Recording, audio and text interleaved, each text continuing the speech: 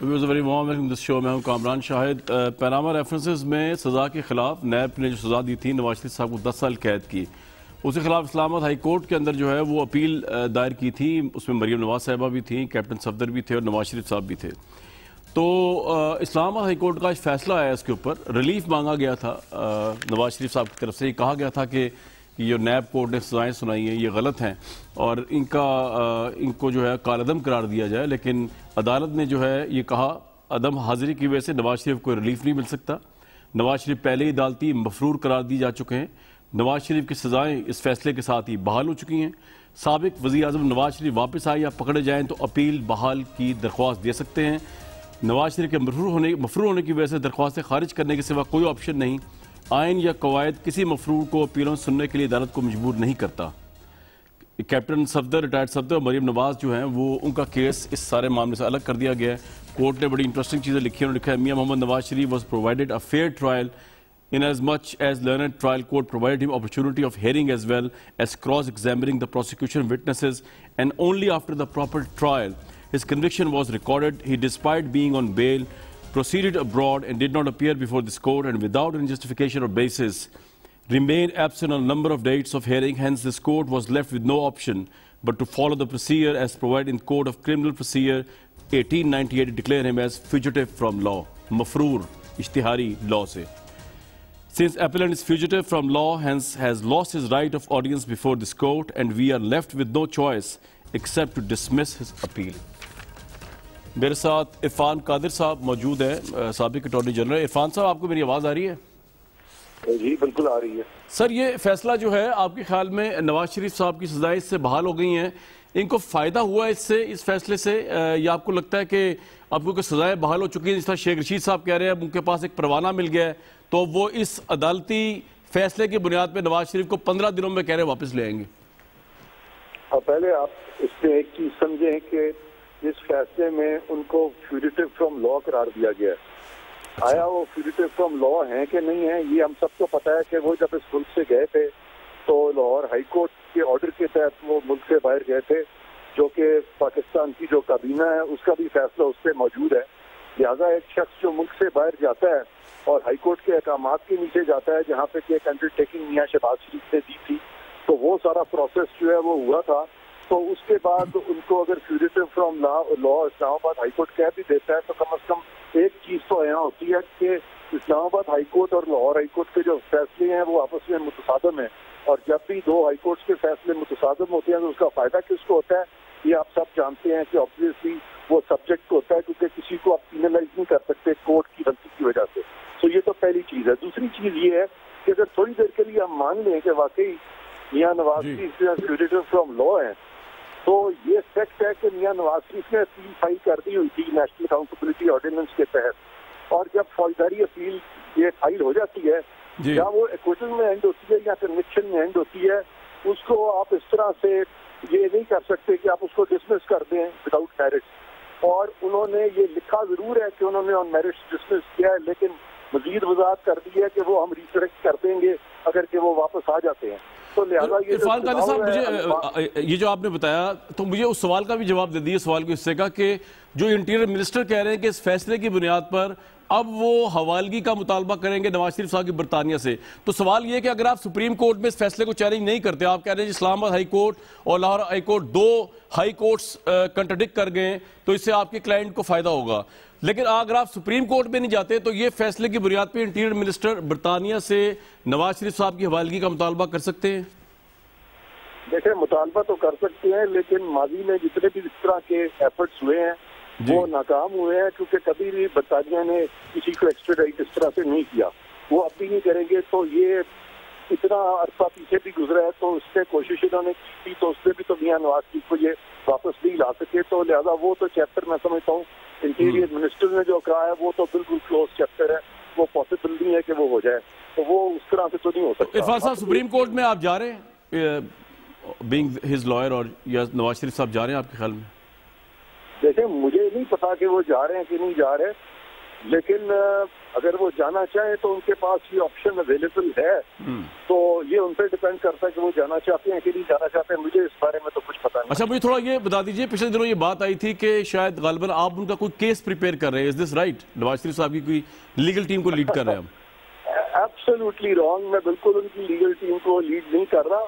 اچھا ہاں، اگر مجھ سے وہ رابطہ کریں تو بالکل میں، اگر ان کا کیس اچھا ہوگا اور قانون میں بالکل میں سمجھتا ہوں کہ درست کیس ہوگا تو پھر وہ بالکل میں اس میں معاونت کر سکتا ہوں، لیکن مجھ سے کسی نے رجوع نہیں کیا.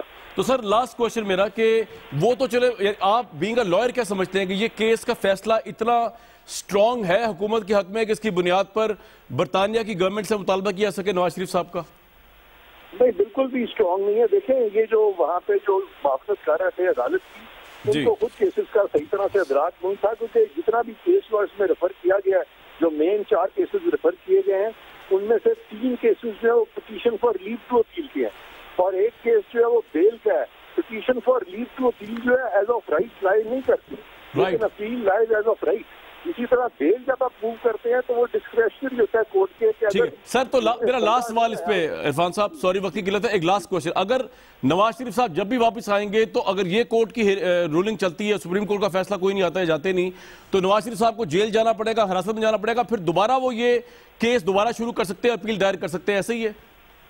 نہیں، وہ اس سارے فیصلے کو پھر لاہور ہائی کورٹ میں چیلنج کر سکتے ہیں، کہہ کہ یہ سارا فیصلہ غلط ہے. جیسے جنرل مشرف کو کہا گیا تھا کہ ان کو، اور وہ لاہور ہائی کورٹ چلا گیا تھا فیصلہ، اور وہ لاہور ہائی کورٹ چلے گئے بالکل تھے. ٹھیک. تو جب ایک آرڈر ہے ہی وائٹ اب ایشو تو اس کو آپ کسی بھی ہائی کورٹ میں چیلنج. بہت شکریہ عرفان قادر صاحب. یہ تو بڑا لمبی ٹرین ہے ابھی نواز شریف صاحب کو واپس لانے کی. میں سمجھا تھا کہ آج فواد چودھری صاحب کا بیان سن رہا تھا، گورنمنٹ کے بیان سن رہا تھا، وہ تو خوشی سے پھولے نہیں سما رہے تھے، اور انٹیریئر منسٹر تو کہہ رہے تھے 15 دن میں لے آئیں گے.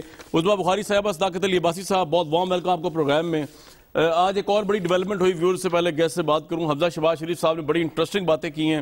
انہوں نے جو ایف آئی اے کی مشترکہ ٹیم ہے اس کو وہ جواب دے رہے تھے، وہ ایف آئی اے کی طرف سے انہوں نے جو سوالات پوچھے کہ ان کے اکاؤنٹس میں پیسے کہاں سے آئے، تو انہوں نے کہا کہ مجھے نہیں پتا کہ میرے ذاتی اکاؤنٹس میں پیسے کون جمع کراتا رہا، سیاست میں مصروف تھا اس لیے پتہ نہیں چلا. مبینہ طور پہ یہ تفصیلات ہمارے سامنے آئی ہیں. اور انہوں نے یہ بھی کہا کہ رمضان شوگر ملز کا چیف ایگزیکٹو رہا ہوں، چپڑاسی کلرکوں کے اکاؤنٹ میں 25 ارب کس سے جمع کرائے، ذمہ داری میری نہیں ہے. حمزہ شہباز شریف ایف آئی اے کو یہ کہہ رہے ہیں کہ جو 25 ارب بقول ایف آئی اے کے جمع ہوئے ہیں، ان کی رمضان شوگر ملز جن کے وہ سی او تھے، ان کے چپڑاسیوں اور کلرکوں کے اکاؤنٹ میں، وہ کہہ رہے ہیں نہ میری اس کی ذمہ داری، نہ مجھے اس کا پتہ تھا. میں نے عوام کی نالج کے لیے یہ بات سامنے رکھتی. عظمیٰ بخاری صاحبہ، صداقت علی عباسی صاحب. عباسی صاحب آپ اتنے کیوں چھل رہے ہیں خوشی سے؟ یہ تو ابھی کیس جو ہے اس کا کچھ بھی نہیں ہے. یہ تو وہ کہہ رہے ہیں کہ ہائی کورٹ میں چیلنج ہو جائے گا دوبارہ. اور نواز شریف، میں حساب لگا رہا ہوں، اتنا ریلیونٹ ہے آج بھی پالیٹکس میں، اتنا ریلیونٹ ہے کہ گورنمنٹ جو ہے ان کے فیصلوں کو دیکھ کے اپنا ایکشن ریئیکشن دیتی ہے. پرائم منسٹر برطانیہ کا دورہ رکھتے ہیں ان کی حوالگی کے لیے، ملتوی یا کینسل کر دیتے ہیں، جو برٹش پرائم منسٹر بادی النظر میں مبینہ طور پر کوئی ایشورنس نہیں دے پاتے ان کو نواز شریف کے حوالے سے. It's so important for you.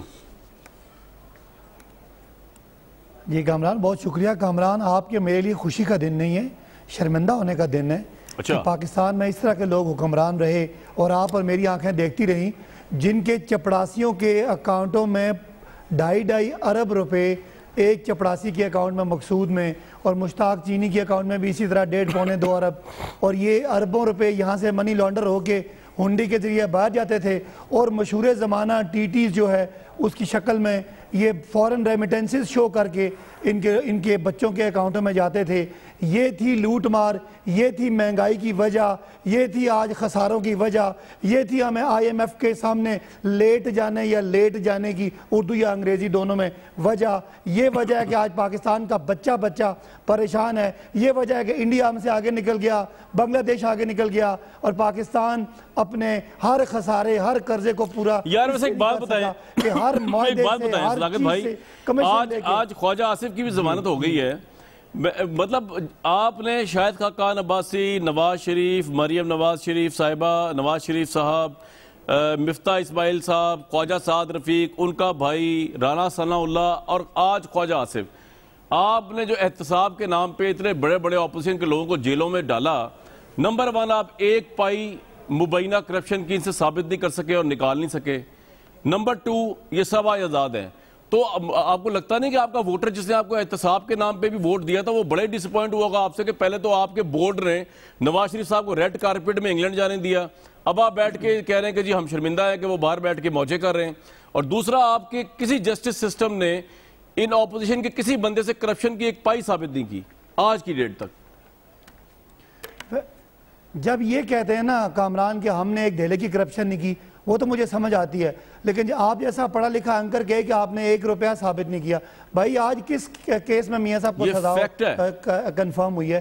وہ کیس سنیں جس میں ان کے نام اربوں روپے کی پراپرٹی تھی جن کا ان کے پاس کوئی ثبوت نہیں تھا، نہ کوئی جائز آمدنی۔ آپ نے اس کا فیصلہ پڑھا جج ارشد کا فیصلہ پڑھا آپ نے؟ ایک منٹ سر، ایک منٹ، آپ نے جو پڑھے لکھے والی بات کی ہے نا، میں اس میں ایک منٹ میں نے کہا میں تھوڑا پڑھا لکھا لوں، آپ نہیں سر میری بات تو سنیں نا، ایک میری بات تو سنیں نا، میں لوگوں کو لگے گا کہ میں مس گائیڈ کر رہا ہوں لوگوں کو کہ میں فیصلے پڑھے بغیر آپ سے بات کر رہا ہوں۔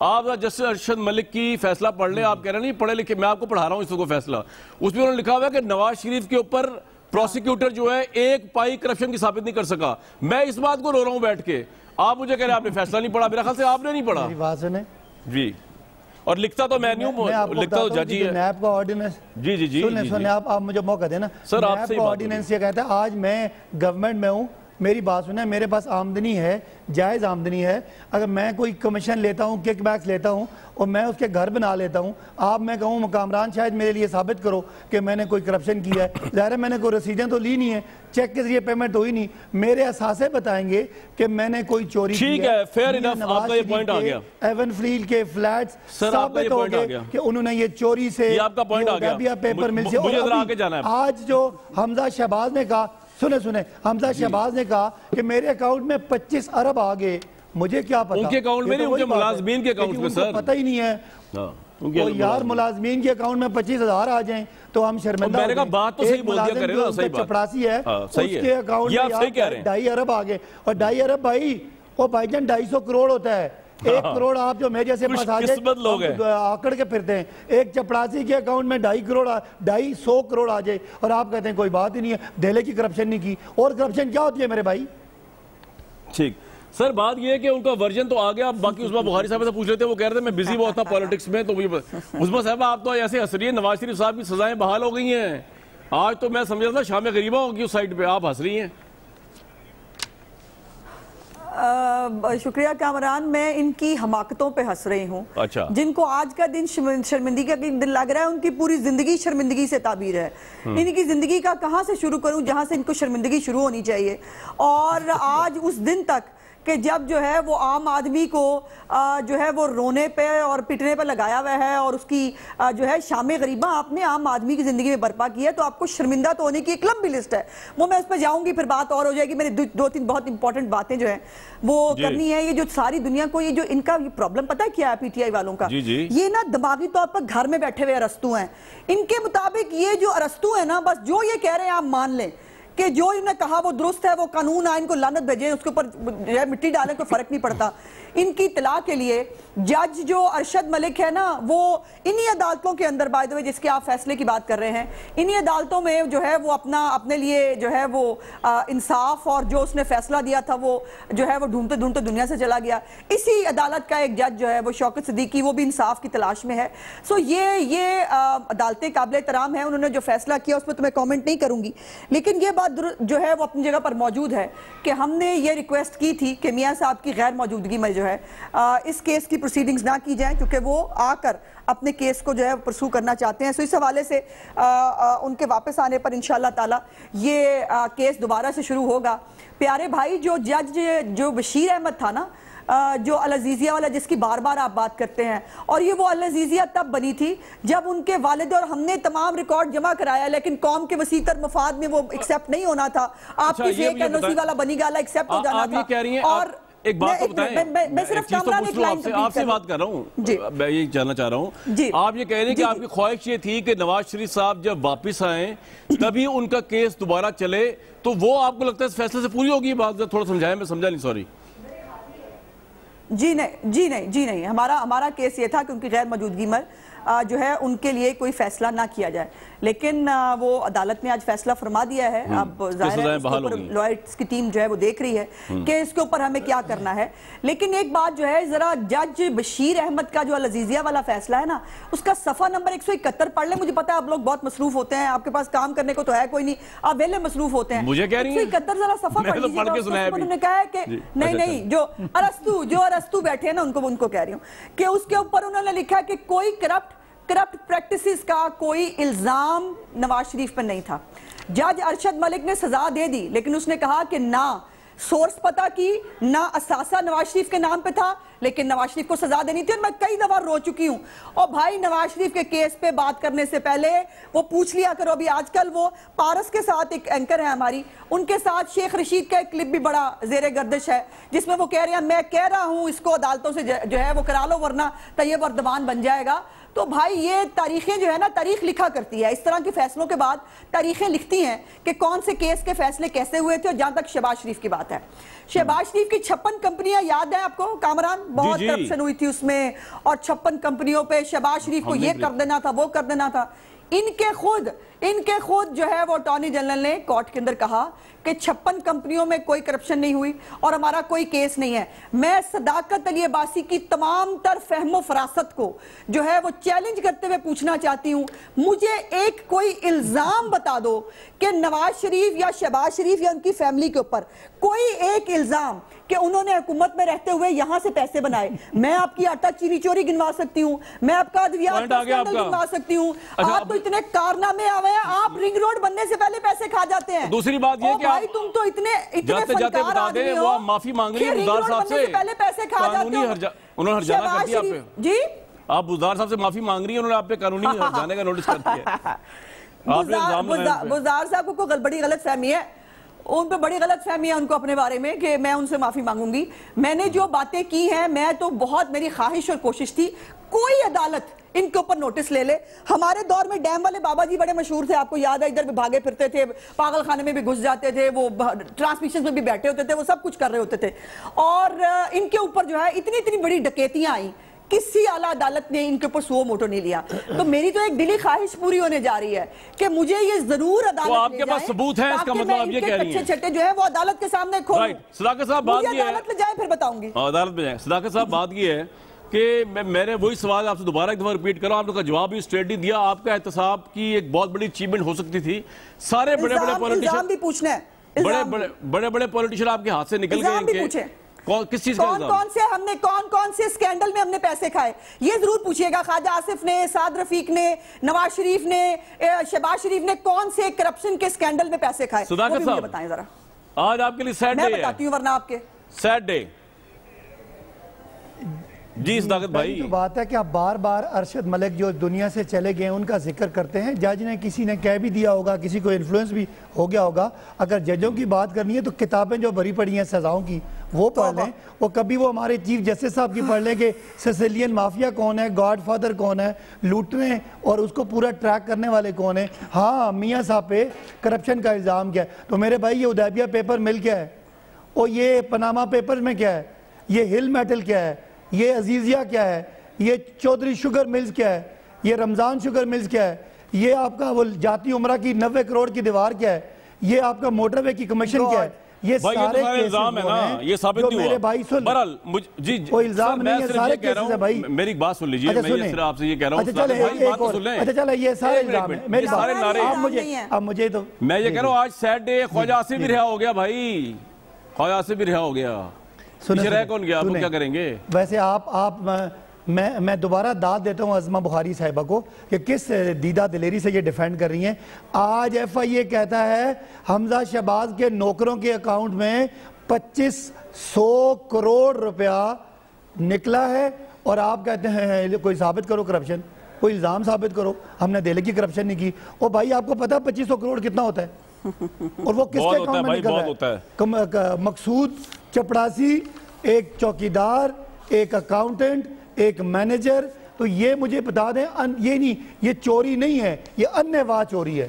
ٹھیک ہے جی، جب یہ چوری ثابت ہوگی ہم آپ سے مل کے تبرہ کریں گے. ایک بریک لینی. جی سر، یار ثابت ہو گئی نا، ثابت ہوگی، ثابت کیسے ہونی؟ اور ثابت ہوگی شہباز شریف نے ثابت کرنا ہے یہ پیسہ کہاں سے ہے. میں ایک بریک لیتا ہوں، میں ایک بریک لوں گا. بریک کے بعد جو ہے بیسیکلی عوام کے جو ریئل ایشوز ہیں ان پہ بھی بات کی جائے گی ویورز، کیونکہ حکومت نے جو ہے پہلے یہ جو انٹرویو دے دیا پرائم منسٹر صاحب نے، اس میں وہ عوام کے ایشوز دب گئے. اس کے بعد اس انٹرویو کے اوپر جتنے پروگرامز ہوئے تو عوام کے اصل ایشوز جو بجٹ کے آنے کے بعد وہ بالکل دب گئے. اس پہ ذرا بات کرنے کی کوشش کریں گے بریک کے بعد. یہ حکومت اور اپوزیشن دونوں کی لمحہ فکری ہے کہ پچھلے دنوں اپوزیشن نے صرف پرائم منسٹر کے انٹرویو پہ بات کی، اور حکومت جو ہے اس کے پاس بجٹ کے جو لیتھل خدشات ہیں عوام کے، اس کو دبانے کے لیے بڑا کچھ تھا اور وہ انہوں نے اس پچ پہ کھیلا. لیکن ہم آپ کو سنوائیں گے بجٹ کے بعد عوام کے حالات کیا ہے، کتنا فرینڈلی بجٹ ہے. یہ ریسنٹلی کروایا پاکستان کے 3 شہروں سے سروے. لاہور سے پہلے سنتے ہیں. حالات بیڑا غرق ہو گیا ملک کا سارے کا، بجٹ کا بیڑا غرق کر دیا اور مہنگائی ہوئی گی. یہ بجٹ ہے یہ عوام کا دشمن ہے. آٹا لینے جائے تو 1150 کا توڑا ملتا ہے اور تندور سے روٹی لینے جائے 12 روپے کی روٹی. مزدور کہاں جائے؟ ہمیں تو یہ وزیر اعظم نہیں پسند. یہ تو عوام دشمن ہے. جب سے اس کی حکومت ہے یہ کیا کوئی چیز سستی ہوئی ہے؟ بڑے لوگوں کے لیے تو ریلیف دیا ہے انہوں نے، لیکن جو چھوٹے لوگ ہیں نا کے لیے یہ کھانے پینے کی چیزیں ہیں، یہ چیزیں سستی کرنی چاہیے. ابھی کسی چیز کی مطمئن نہیں آیا. ادھر مہنگائی آٹا نہیں ملتا، چینی نہیں ملتی، کوئی چیز ملتی نہیں. جب سے میں نے یہ حکومت دیکھی ہے نبی آگا، میں نے خود ووٹ ڈالا ہے، فائدہ کچھ نہیں ہوا، نقصان ہے.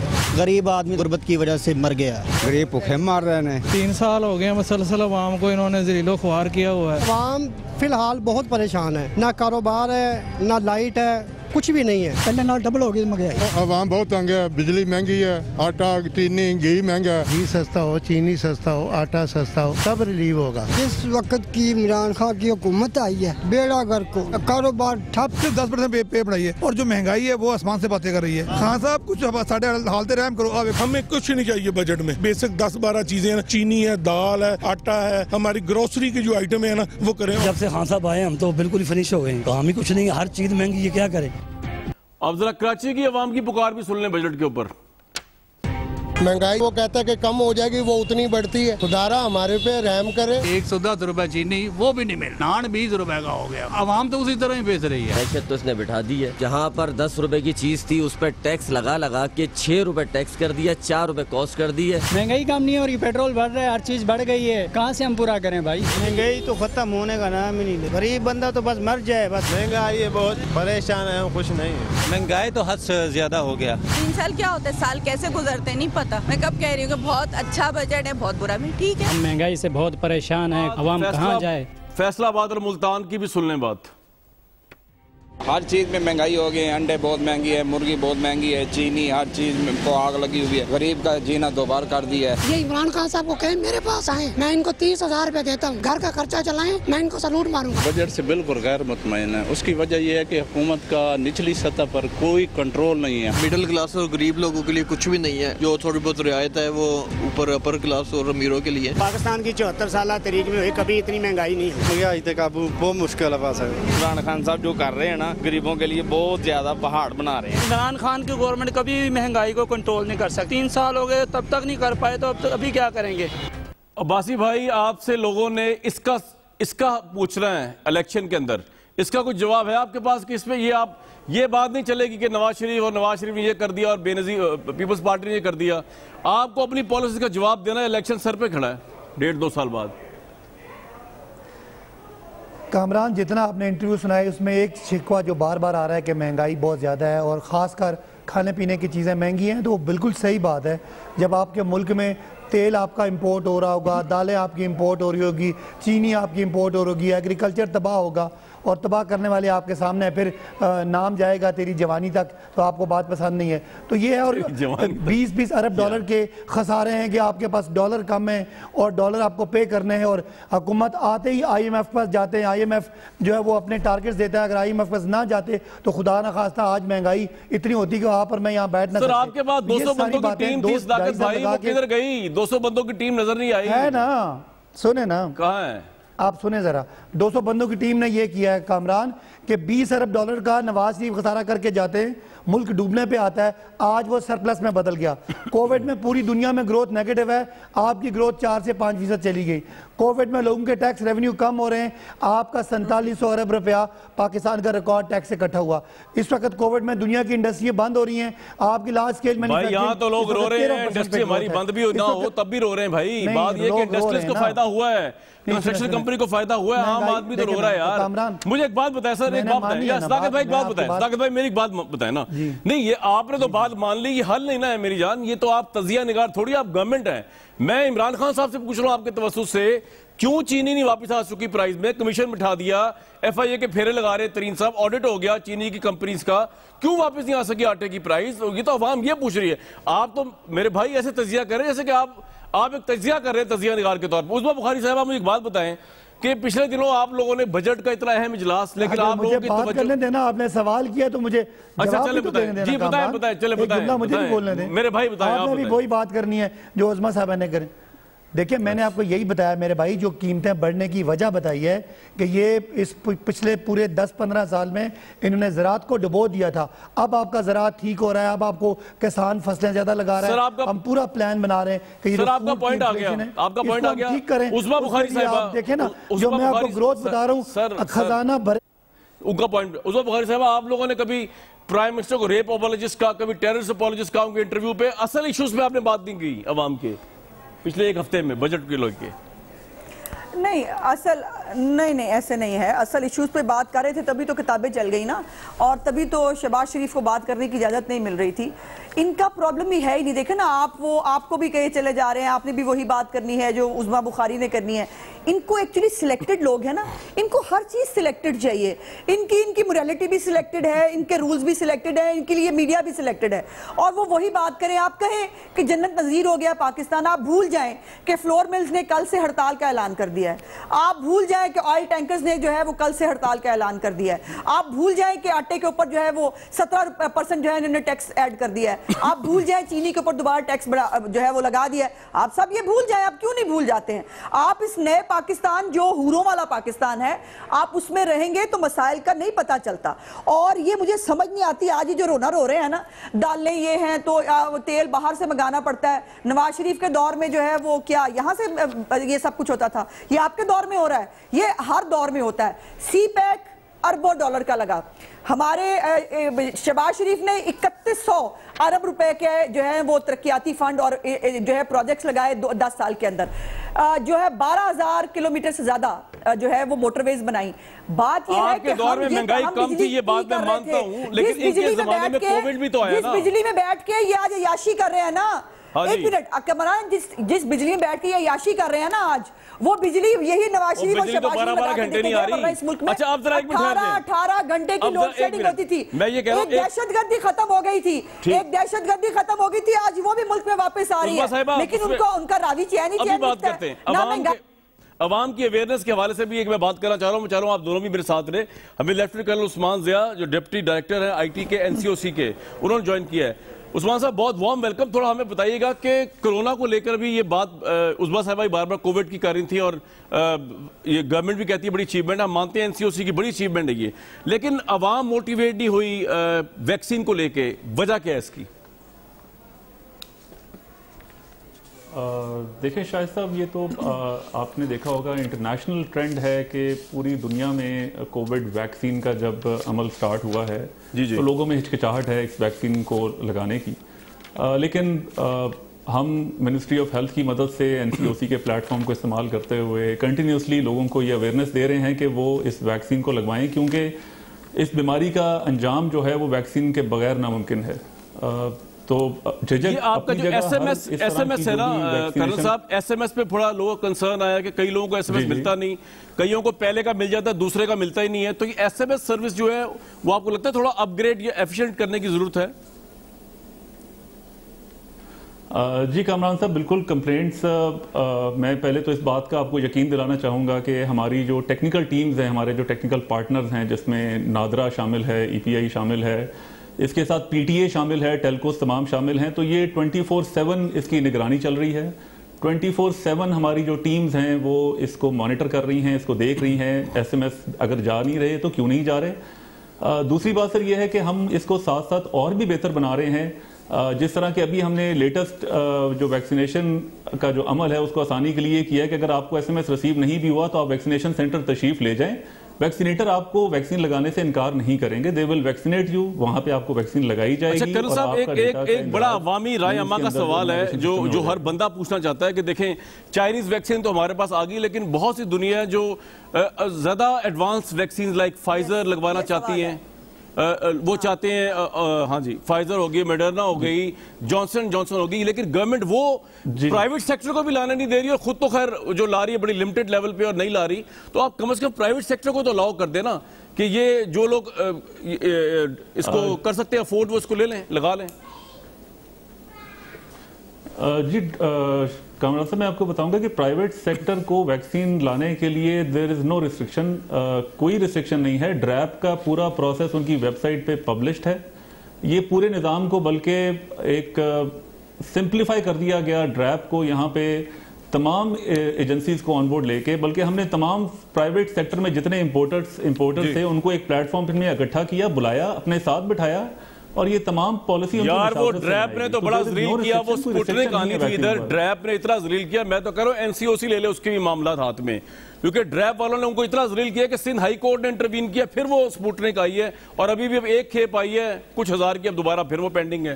تو سر یہ بھی کیونکہ NCOC نے بڑا اچھا کام کیا ہے اینڈ پیپل ٹرسٹ NCOC, تو اس کو بھی آپ اپنے ہاتھ میں لے لیں, ڈریپ کو نکالیں بیچ میں سے.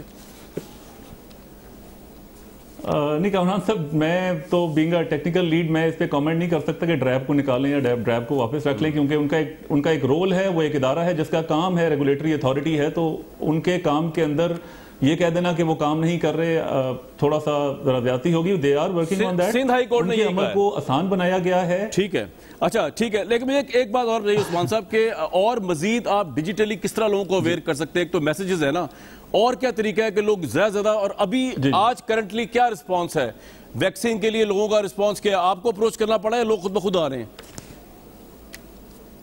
نہیں جی, لوگ خود بخود آ رہے ہیں, جس کا میں آپ کو اس عمل سے آپ اندازہ لگا سکتے ہیں کہ ہمارے پاس ملینز آف رجسٹریشن اس وقت موجود ہیں اور ڈیلی بیسس پہ روزانہ کی بنیاد پہ 2 سے 2.5 لاکھ لوگ اپنے آپ کو از خود رجسٹر کر رہے ہیں ویکسین لگوانے کے لیے.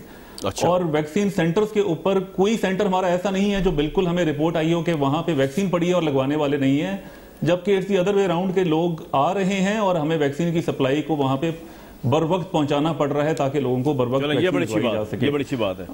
لوگوں کی اویئرنیس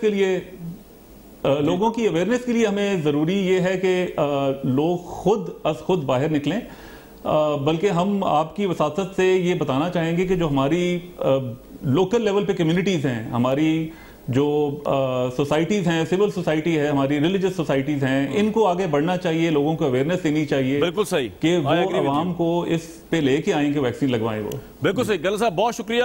میں ایک بریک سے پہلے آپ کو ایک بات بتاؤں, صداقت علی عباسی بھائی, کل پرویز الہی صاحب سے جو آپ کے اتحادی ہیں سوال پوچھا گیا کہ تحریک انصاف 2023 کا الیکشن جیت پائے گی. انہوں نے آگے سے کہا کہ آپ ضمنی انتخابات کا حالات دیکھ لیں تو اس کے بعد نقشہ آپ کے سامنے آ جائے گا.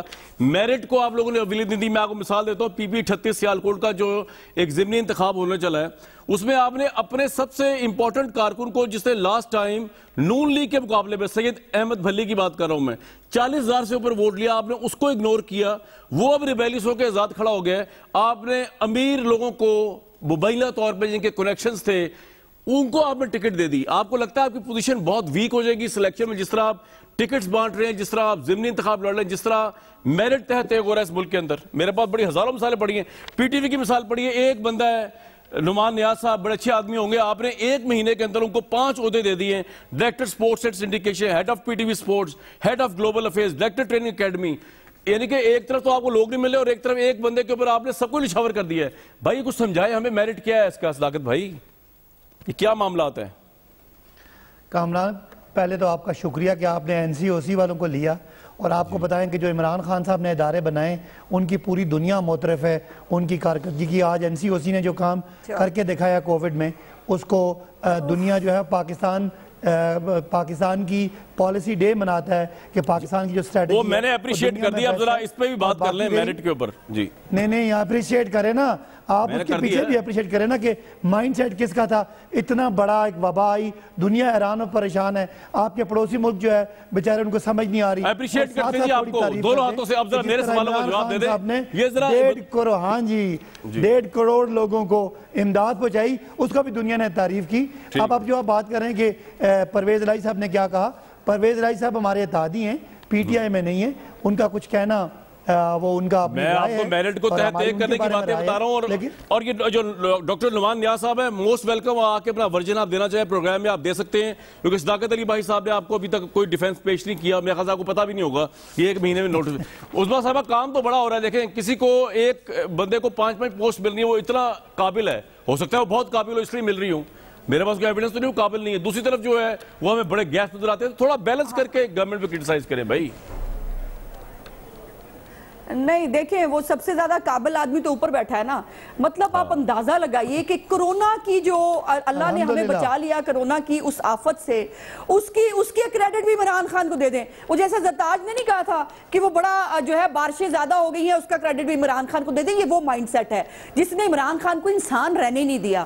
میری گزارش یہ ہے کہ کرونا پہ بات کرتے ہوئے خدا کا خوف کیا کریں. جن کے گئے ہیں نا ان سے پوچھیں کہ کرونا کتنا مہنگا پڑا ہے, کتنا مہنگا پڑا ہے ہمیں, اور یہ کرونا پر کریڈٹ لیتے پھرتے ہیں.